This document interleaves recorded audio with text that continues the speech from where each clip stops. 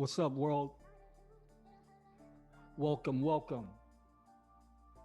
Coming to you live and direct. Soda Sound Lab. I am your host, the Nine Cipher. And you are now in tune with Black Dot Chronicles. So, by all means, come in, pick a spot. It's a big space. We universal. Kick your feet up, relax, grab yourself a drink, something refreshing, pencil, pad, recording device, whatever it is, because we're going to get into it. It's been a long time. I'm a new kid on the block, but I got questions. I've got a lot of questions, and hopefully, with the help of some of these bright minds out in the digisphere, you got the answers. Yep. So, we're going to get into it without further delay.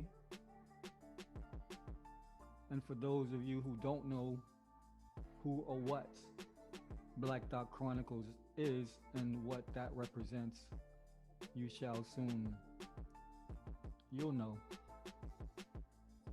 But suffice to say, it's all peace and love, progression, truth, by any means necessary. And so as I start this trek, I gotta let you know, this topic of conversation may be a bit controversial, as the 1% debate this thing we call blockchain. Winners and losers, that's what they tell us. Well, who makes those decisions? Are we truly decentralized on this blockchain?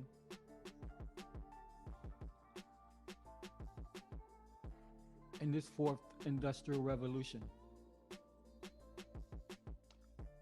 are we sure we're winning? I mean, we are the 1%, and this is the digital decade, but I'm not quite sure if we're actually winning, as they would have us to believe, because it's all about us. We want to bank the unbanked, right? So a bit about myself before I get into this. As I said, I'm a new kid on the blockchain. I've only been in the game since May of this year, 2020. And it's been quite exciting. I think I must have come in at just the right time based on some of the chronicles that I've heard about all the inaction, the bearish market from 2017 till now. So I'm happy that these bags are finally filling up and people are beginning to reap the benefits of their work and research, and no doubt quite a bit of FOMO. But you know, FOMO makes the world go round. As I said, this is going to be a deep dive into this entire world of blockchain and cryptocurrency. This is a piece I call Crypto Cult, Dark Side of the Moon, the Digital Asset Trojan Horse. I know that sounds pretty heavy, and again, maybe controversial to some, but I think this deserves to be hashed out. I know that there are conversations going on, or at least monologues, within the cryptocurrency world. I actually stumbled across a few individuals that definitely made me feel a bit at ease after about 1 month or two of me researching and studying the game and kind of realizing things that to me seem to be quite apparent, but maybe not so much for others. I don't know. Maybe they are, and people are just, you know, deciding to disregard the obvious based on the ultimate material outcome. But I am not one of those individuals, so I have to be true to me, and I want to actually be true to the planet because this will affect all of us, whether we like it or not, whether we are in the 1% or not. This will affect us. And even if we are in the 1%, I think people may have a slightly skewed vision of this future in store and all this great wealth, the biggest transfer of wealth, right, in the history of the planet since the 1600s, maybe. Well, that remains to be seen. Anyway, I just decided to put this compilation together again based on me entering the game back in May and going through, I'm sure, what everybody else went through as you enter this world. There's a lot of lingo, there's a lot of terminology, there are a lot of things being said. There's big players, there's players on lower levels, so we think, but ultimately we really don't know. This is all kind of like a culture creation type of thing. It's like, what's that movie, Wag the Dog, or whatever, Lead a Horse to Water, something like that. But um, I'll just tell you a little bit about me and how I actually came into crypto. I did know about crypto before May of 2020, for sure. I was aware, but just because of life moves and changes and just the nature of me, I just now got around to actually going full on into the world of cryptocurrency.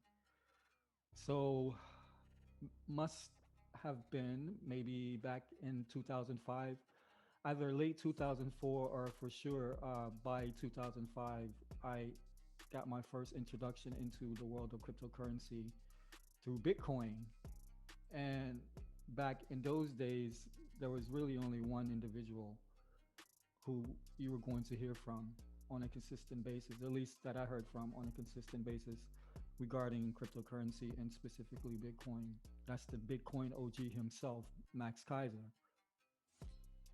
Max Kaiser would be on Alex Jones and I'm sure other venues and outlets, but I would hear him on Alex Jones a couple times a week for quite a while, literally begging anybody who would listen to purchase this brand new asset called Bitcoin. At that point, it was pennies on the dollar, and I'm imagining, I would have been one of the 1% or fractions of a percent of the people who at that time was actually aware. And if I had, the motivation and desire, I would have purchased Bitcoin back then. I actually did have the desire, I will say, but around the same time that cryptocurrency came into the mainframe, as far as hearing about Bitcoin, I moved from America and came over to Australia, which is where I currently reside.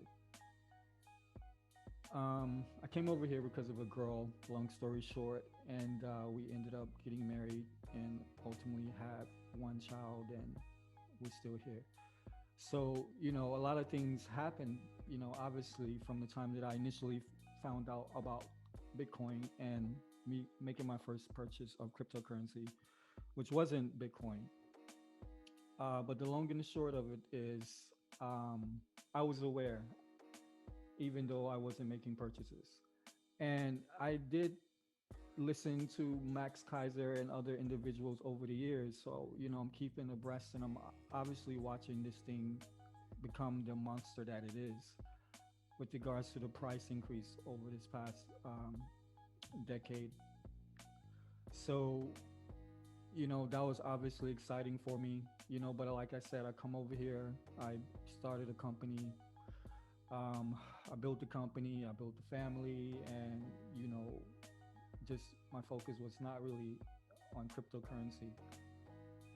But let me just get back to Max Kaiser real quick before I forget. This is just kind of a caveat. So, no doubt, as I said, I would not know about cryptocurrency at all if it wasn't for OG Max Kaiser. And I, have respected his words over the years, and I've cross-referenced most of everything that he said, and he knows what he speaks of. And as far as his analysis of the blockchain, specifically Bitcoin, because obviously he's a maximalist, an orthodox guy with regards to that. He knows the game. But just recently, maybe a month ago now, I came across a clip of Max Kaiser, and apparently he's been saying this for quite a while, but I just heard it. He was being interviewed by an individual that was, I guess, I'm assuming based on his lack of pushback of Max's assertions that he's a Bitcoin maxi as well. Anyway, Max Kaiser made the point that altcoins were basically, no, he didn't say basically, I'm paraphrasing, but he said altcoins were useless. They're garbage essentially, and their only function was to take uh, market cap away from Bitcoin. Max Kaiser said that. I knew he loved Bitcoin, but I never knew that he was, over the edge, like a zealot about this Bitcoin. To me, only thing I want to know is Max Kaiser, who are you working for? Who are you working for? As intelligent as you are, as knowledgeable as you are, you've been in the game longer than most. Surely you know that that's not the reason for altcoins. That may be, uh, um, how could I say, an unwanted side effect of altcoins if you are a Bitcoin maxi, that altcoins are taken away from, you know, Bitcoin supremacy, but it has no use case except for one: it stores value. I know there are things coming down the pipe like Bitcoin Lightning and all these other things, but that's not why Bitcoin was invented. It wasn't invented to do all of these designer functions that a lot of these prime top blockchains can execute, and much faster. So when you say that altcoin is only to basically jack Bitcoin, like a stick up or something, we're coming to get your money. That's not what it's about. And I'm actually very neutral in this because it's all money, right? That's the end game for most who's in this. Not for myself at all. Obviously that is a part of it, but the one thing that actually made me so excited about this technology and this new frontier was all these beautiful and lovely designs, all these white papers that just really, for someone like myself who's, I lean towards the technical side of things or whatever, um, that excites me. That really excites me to, as I'm reading and learning some of the use cases and some of the proposed um, platforms that these blockchains were going to represent moving forward. Um, my first purchase was XLM. That was the first coin I purchased. Um, and the reason why I chose that coin specifically to purchase, not knowing anything about cryptocurrency at all except for Bitcoin, it exists. And I did know about Ethereum as well when it first popped out as well. Um, I chose XLM because of the logo. That's why I chose XLM. I looked at the logo and it immediately drew my attention. And I'll get into that a little bit later because that's actually part of this whole presentation, a big part of it. Um, so that was one of my first purchases, and VT and XRP and BAT and a couple of other like not so major ones, but just coins that I thought were unique based on their use case. At this point, I wasn't dollar cost averaging or anything. I was just kind of doing research and deciding, you know, I like this. I'm going to get it. Not knowing how many, I didn't know anything about circulation, maximum supply or any of that. Just only based on their use cases. Those were my first coins that I purchased. So again, it didn't take me very long to go from a feeling of absolute uh, just elation, because for me, I realized that this technology was something that I could use immediately based on my chosen profession. In fact, there's aspects of this technology, that allows me to do things that I've dreamt about for a decade plus since I've been in Australia. Now I have that capability on the blockchain. I can literally be anywhere, anytime, with the same capabilities if I have a product that is desirable. So obviously that's exciting to me. But also, just the future of this, just the whole freedom that it on paper blockchain represents, right? It's decentralized, so we can see everything, everybody can see everything. There's no secrets, there's nowhere to hide, right? That's good. It allows us to again flow fluidly with our resources from end to end. It allows us to communicate and go into enterprise with anyone that we see fit and agree, right? So all of these things were very exciting to me. But then, within literally a week and some change of me making my first purchase and being overwhelmed with excitement and having great visions of the future, and again, this had nothing to do with my bags, because again, I'm more of the creator, you know like I'm more of the one that's going to be in the lab designing some shit. So for me, that makes me feel good, because I know I can this if blockchain is everything that it has been presented, this will allow me the freedom and autonomy to grow exponentially in all direction, 360 degrees, right? But as I began to peel back the layers just a little bit, and I began to see some of these players that were involved, specifically with XRP, because it seemed to me immediately that there were a lot of heavy hitters that have been like, in and out of this rotating door that is XRP or Ripple, right? Want to make that distinction for all you zealots out there. Ripple. Um, so that immediately raised a red flag for me. I'm like, hold on a second. Some of these individuals, some of these names, some of these organizations are, I call, I affectionately call them beast agents or beast logos, like beast as in biblical terms. So it didn't take but 8 days for all of that adulation and all of that promise to turn into like massive. I can't even tell you. It wasn't fear, but just like an overwhelming sense of holy shit. This is what it is. This is the end game. This is not what they're telling us that is going to be. This is completely a Trojan horse. This was my first thoughts within 7-8 days of entering this world and looking at some of the figures involved in some of these major projects. So, depression set in. I became like, holy shit, because immediately I saw the paradox, and and I just felt the way I felt because I realized that a lot of people don't have this probably are not feeling the same way that I'm feeling, because they're not seeing this the way that I'm seeing it. ultimately I found out, as I said, yeah, there were a few people online, there are a few people in this world that actually are seeing the same thing that I'm seeing.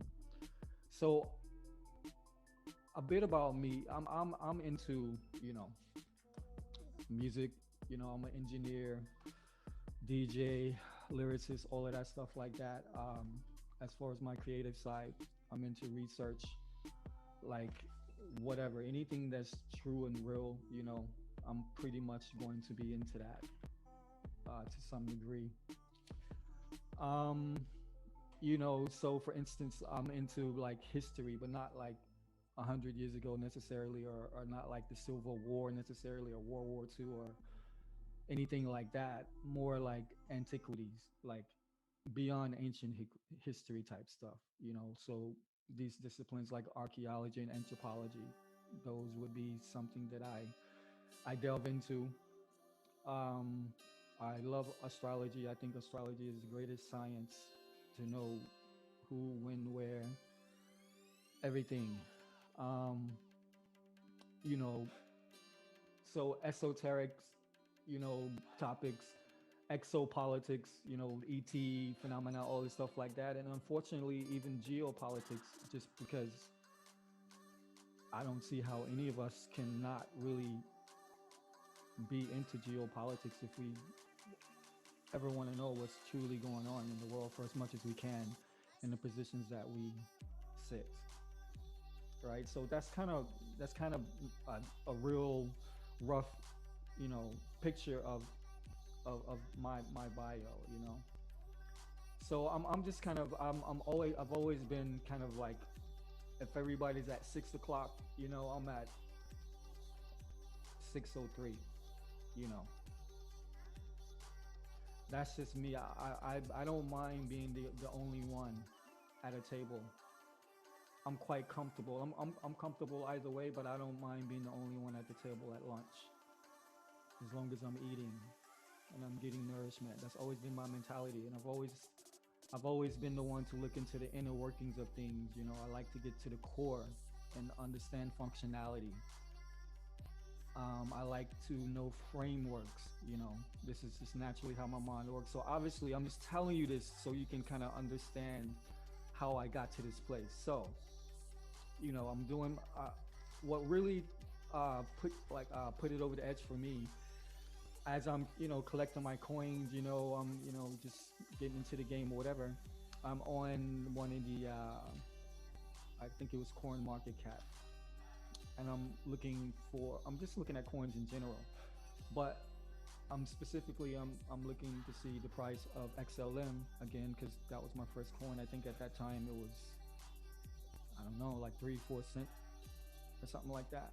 So I'm looking to grab more again, because XLM, I thought it was very cool. You know, they want to bank the unbanked. I thought that was very cool. You know, and just the whole community-based aspect of XLM, I thought that was gonna be like the greatest thing ever. You know, so I'm looking for XLM, and I guess I didn't realize that I was like way past XLM on the page, like 3 4 pages along. I don't know, but anyway, I clicked on what I thought was XLM, and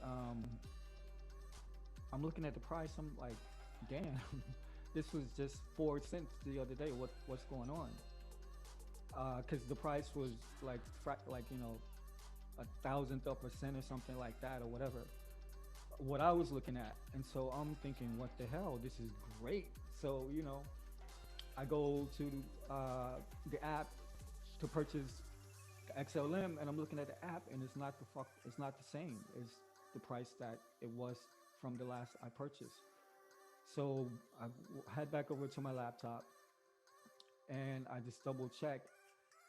And when on further inspection, I realized that, yeah, I was wrong. That's not XLM, but this logo looks exactly like XLM logo. I'm like, what the hell?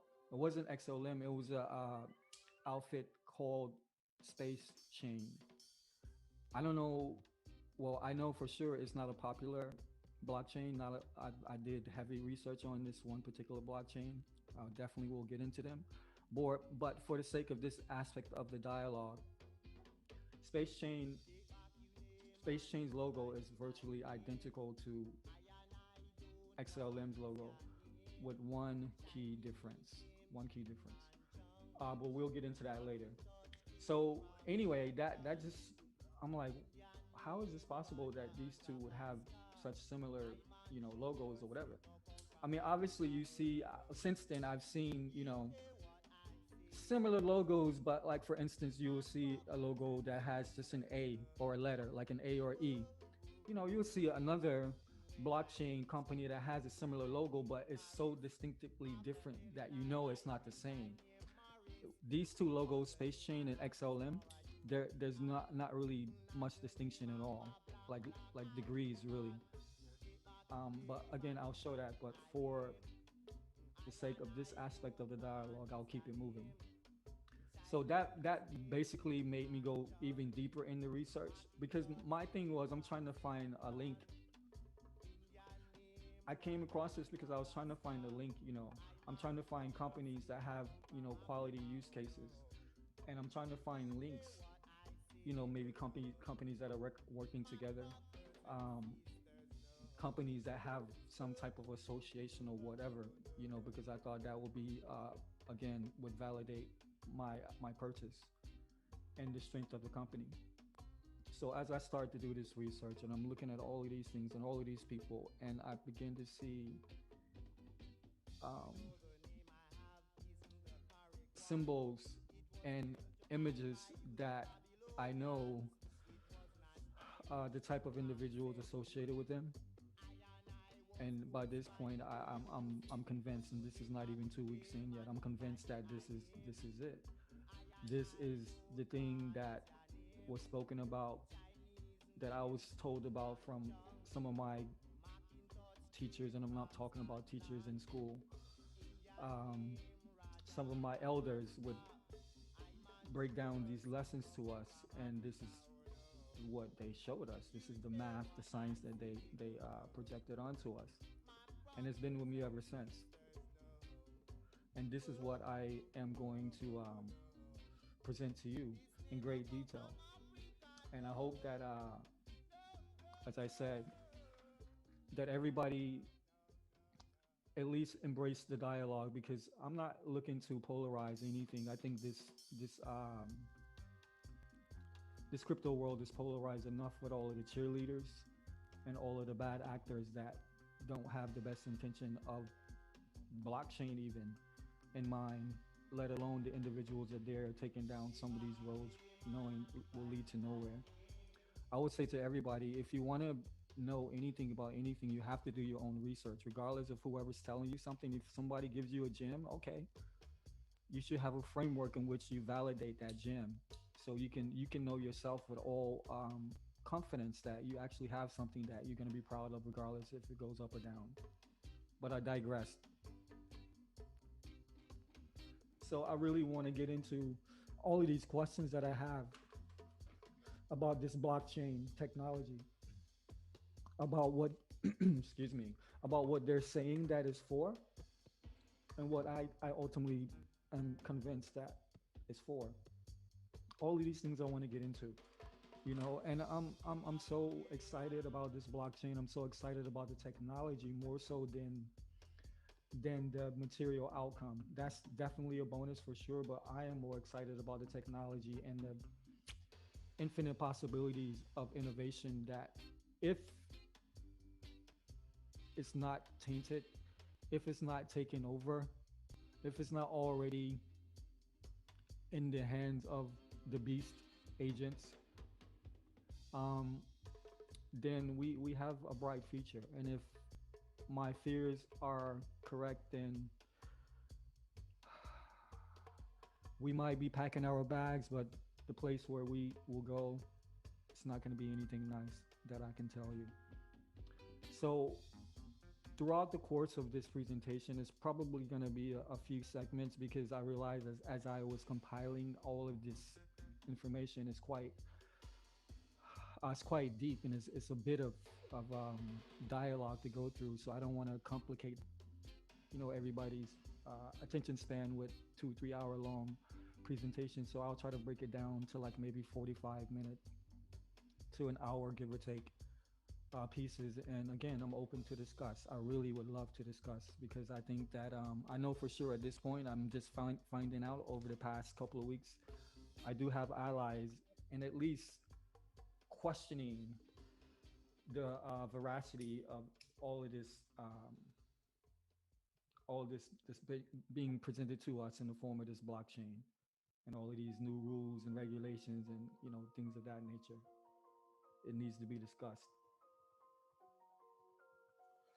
But I just want to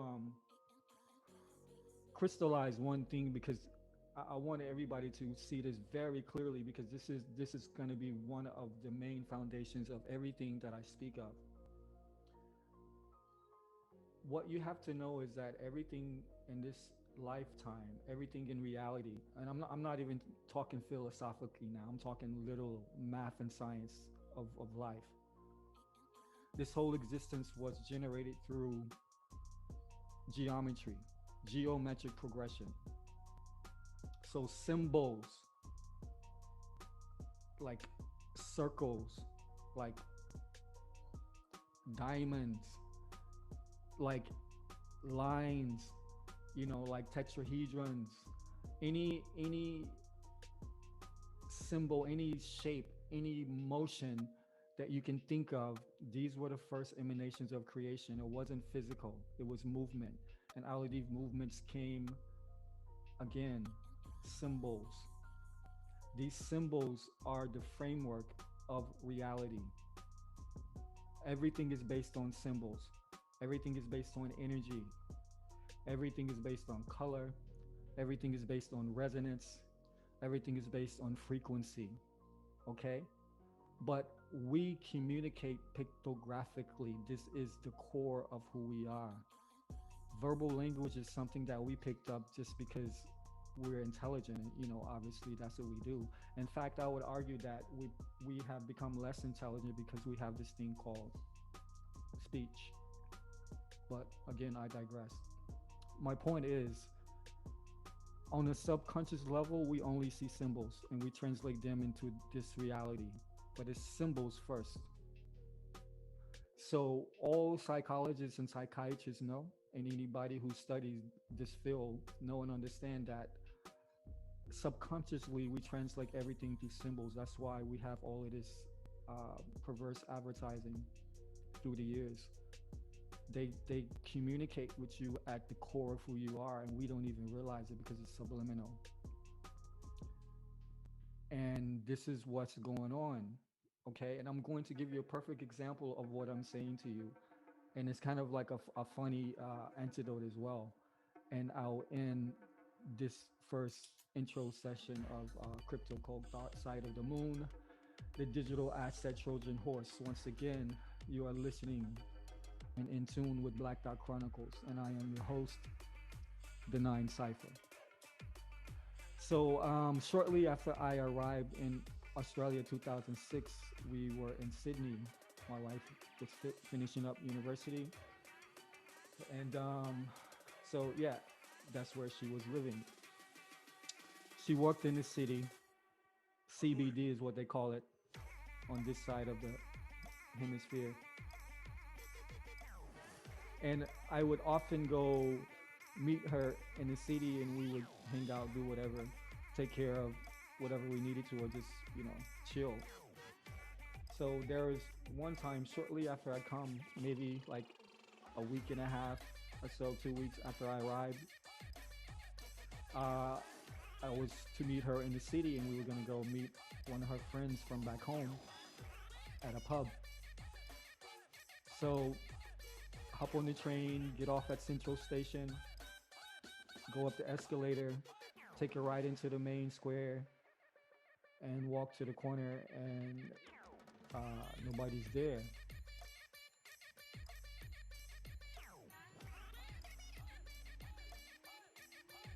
Like, meaning I wasn't there. Like, my head wasn't there.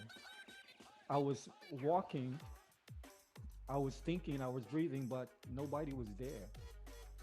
I was a bit early, so it was all good. Anyway, I'm walking around. She told me to meet her at this fast food restaurant called Hungry Jack's. So I'm walking around and I'm literally right where she told me to be, and I don't see a Hungry Jack's. So I'm like, okay, maybe I'm in the wrong place. So I circle back to the platform, look around first, and make sure that I'm following directions accordingly. I did, and still I don't see. There's no sign of Hungry Jacks. No sign of Hungry Jacks. So 15 minutes in, I'm walking around. I'm sweating because this time I'm 5 minutes past the time that I'm supposed to meet her. I get a phone call, and of course, where are you? Well, I'm where I was. Where I can't find this place. I'm at the train station. I'm at Central Station, but I can't find the Hungry Jacks. And she's like, "What do you mean? It's just right up the platform, out in the open plaza to the right." I'm like, "I went there 100 times. I didn't see it." So anyway, long story short, she's walking. She's guiding me to Hungry Jacks as I'm talking to her on the phone. So I'm about 2 minutes away. She's telling me, and as I'm talking to her on the phone, maybe because my I was distracted with her on the phone, I can actually see the Hungry Jacks as I'm walking towards her, right? So, boom, that's the Hungry Jacks. And it actually says Hungry Jacks, right? And I can read, I'm not, I'm not illiterate. I can't read. But this is where the story gets interesting, and this is pretty much the antidote. Anybody that's listening to this from America pretty much already knows what I'm going to say. Anybody from outside, anybody listening to me from America or anywhere on the planet besides Australia understands what I'm about to say. Because the reason why I didn't see this, because again, my subconscious was literally tricking my own self, because I was so used to seeing another symbol, obviously, as Hungry Jack's my entire life, and that is, of course, Burger King. But I wasn't looking at the actual words, I was looking at the symbol. I was looking for the symbol. So in my mind, even though I saw this Hungry Jack's, I wasn't looking at the words, I was looking at the logo. To me, that was Burger King. And it was so deeply embedded into my subliminal. Even though I can read, I am not illiterate. I saw Burger King. This is how powerful symbols are, I'm telling you. So I'm looking for Hungry Jack's, but in my mind, I'm seeing Burger King solely based on this symbol. The colors matter, the shapes matter, everything matters when it comes to symbology. None of these companies, none of these corporations randomly choose their logos. There is a very specific way and a very specific purpose they have in mind when they choose their logo. I'm sure you guys know about subliminal pre-predicted programming, and subliminal suggestion, and all these type of sciences that are real, and more than anybody, corporations employ them. So my point in all of this first aspect, my first little antidote, and I'll close this out, is that symbols matter. They mean things, and they are speaking without any words ever being said. But you have to understand what these symbols mean and what they represent. And as I was doing my research, and especially once I actually confirmed, because basically I had a hunch about that particular symbol, XLM. Again, we'll get into that on the next installment. I had a very specific hunch about XLM, and I was correct. Unfortunately, I was correct. It wasn't random that they chose the symbol that they chose, the logo that they chose, as well as Space Chain. But again, I'll get into that. So as we move forward into this, just understand that there are questions that I have who's who's Satoshi Nakamoto? Is he actually the inventor of cryptocurrency? Where is this cat? Right? Why is he so hard to find? He's like Waldo. I mean, it's like I can understand what people are saying. Well, he's worth a lot of money. Brad Garlinghouse is worth a lot of money. Jed McCaleb is worth a lot of money. Oh boy, the young boy from Tron, his name escapes me at the moment. He's worth a lot of money. So the fact that this guy, this guy that literally created this invention that will spark the fourth industrial revolution, as they say, nobody can even get at him at all. That is curious to say the least. Um, so that's what we're going to get into. We are going to break down this entire world of cryptocurrency. But in order to do that, I have to show you some things and show you how these beast agents move. I have to show you how the establishment move and show you what they really and truly represent. And it's probably nothing what you think it is. In the midst of this swell conference, there's a lot of chatter, chit chat going on, a lot of hopes, a lot of guesses, you know, clues are being looked for. People are looking for double speak, analyzing photos, so these are very interesting times. And I just want to make sure, and again, I'm only posing the question if you're polarized or antagonized by anything that I'm saying, I'm open, you know, and I really I want the facts. So if anything that I present, and some of the things that I present again will be anecdotal correlation, just so I can show you how the corresponding levels of how these things work, regardless of if it's the crypto industry or if it's the oil industry. These things are constant, the way these beast agents move and why they move the way that they move. All right. So I'll end it there for now. But before I do, I wanna give a shout out to some people that I have discovered online as early as this week and as late as like 2 months ago. But these are just people that I kind of think are really doing things in an agreeable manner that actually lifts up this community and adds clarity and um, goodness to it all, to say the least. I just think these are good people, and I love how they present the information, and they don't all present the information the same. A few of these individuals that I'm going to mention, I think that if you get on to these guys collectively, they are saying what ultimately I will say, like in one piece. I think these guys are saying it collectively. But the first individual I want to shout out and give all respects to is DIA, the Digital Asset Investor. I just came across DIA again a month or so ago. I just came across anybody, honestly, a month or so ago. Before that, I was just purely research, just research. And I finally decided to start correlating this to see what the community was saying. If what I was, thinking with my purchases and, the way things were going in the industry, if I was correct, if, blockchain was going to be what I thought it was, all these things, right? So DIA was a prime,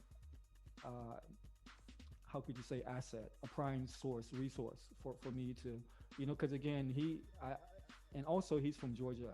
I'm from Georgia, by the way. I'm from Atlanta. I'm pretty sure Digital Asset Investor is from Atlanta as well.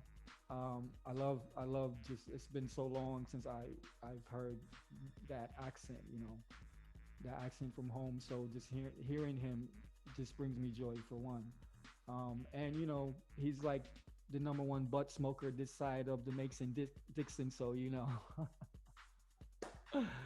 because we grill up in the South or whatever, we barbecue. So DIA has always got something on the grill. Reminds me of home.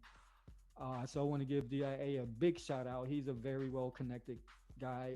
He does his research very well, and he's an influencer. So he actually can reach out to some of these people and get a lot of the answers that we all have questions to. So big up to the digital asset investor. Also, I want to give a shout out to my boy Brando over at Bigger Than Racing, Spark Flames as well. I actually reached out to Brando about a month or so ago when I first um, started, coming online, and he was one of the first clips that I saw. Some XLM stuff. Brando and Spark Flame, they do very good work. They are very balanced in the presentation. And I actually was initially thought that I would. I spoke to Brando about maybe uh, doing this together, presenting this information together. But the reason why I didn't pursue that, and the reason why I didn't pursue a lot of these individuals that I'm going to give shout outs to, is because I like what you guys are doing. I love your platforms, and you guys have, in between everybody that I'm going to name, there's a big universe of people that you influence. So I wanted to say that way. I'm saying that because some of these items that I will discuss are taboo in this space of, you know, we control all that you see in here. In that particular world, these topics are taboo, but I have no fear. And I'm not. I only want to influence those who resonate with this message. And if that's the case, it's not even like I'm influencing you. I'm just really adding to the pool of knowledge. So I just thought it wouldn't be wise for me to bring anybody on this particular platform on this particular subject. But I do want to communicate with all of these people afterwards. And, if individuals are feeling me on either side, pro or con, I hope that we can actually come together and have live discussions and bring that to the community. Because what I know for sure, there's definitely too much cheerleading going on. There's not enough people like Digital Asset Investor. There's not enough individuals like Bigger Than Race, like Bearable Bull. Shout out to the Bearable Bull. I love his energy. I love his intensity, like the urgency. When I first heard him, I thought, like, yo, huh? And then I heard a couple more, and then I'm like, oh shit, this guy is, he's bringing this information. He's actually asking the questions that should be asked, but he's actually presenting it in such a clever and creative way that you can't help but to be attracted based on his tone, his algorithmic presentation. I love it. And obviously his content is fierce. So shout out Bearable Bull. I also want to give a shout out to Dr. FOMO, the whole Bullish family, CKJ Crypto. He's like the most positive cat online for sure, and they got a big family over there. And again, another brother that does his research. He's not just hyping up just for the sake of hyping. He's not working for anybody. Um,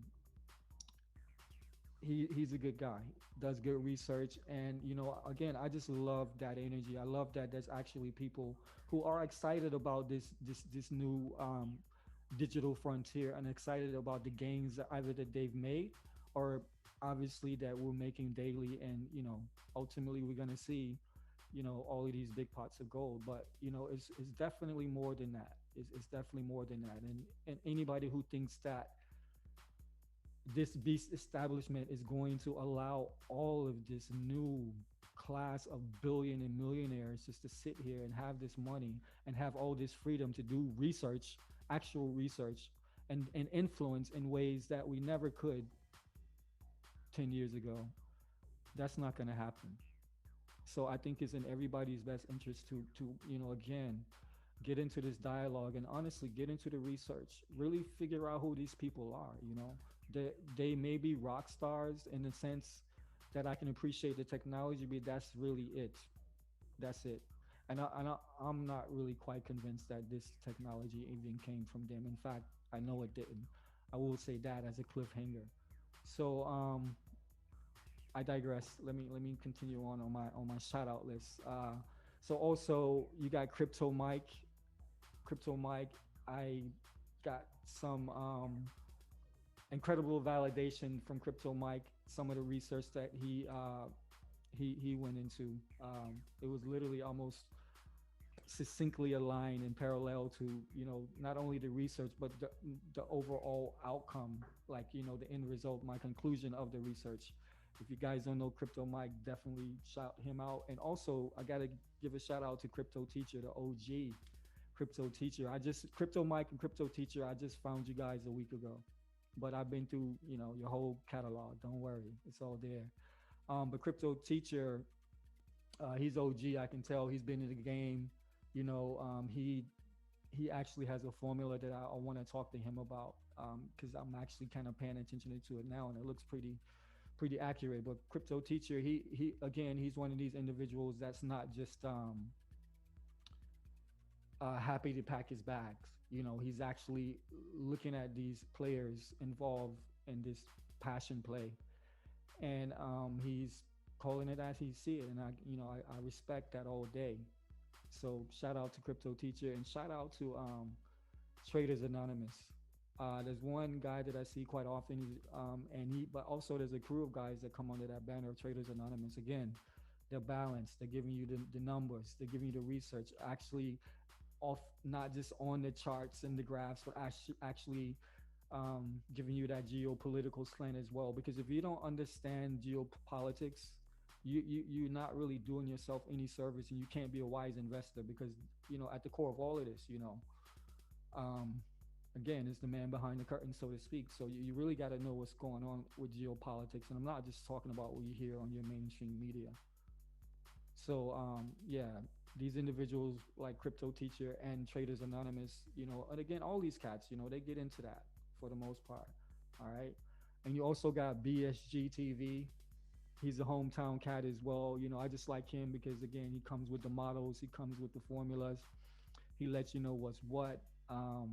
Gives you, basically how can you say, like a how to of how to access the newest products on all of these different platforms, mostly Binance or whatever. A very knowledgeable individual, again, not coming with any FOMO. Everybody that I'm speaking with, of course, even Dr. FOMO himself, he does his research, and I'm sure we all in our quiet corners, we FOMO into something that we probably, if we were going by the strict rules of, buy the dip, we all would be Dr. FOMOs. But I mess with BSG because he's helped me out a lot. He's shown me a lot of things as far as how to maneuver through these platforms. So shout out BSG. And my last two cats, I can't forget Viking Vision and Mac 007. Again, two cats that they come from a place of balance. They got mad gems that they presented to the community.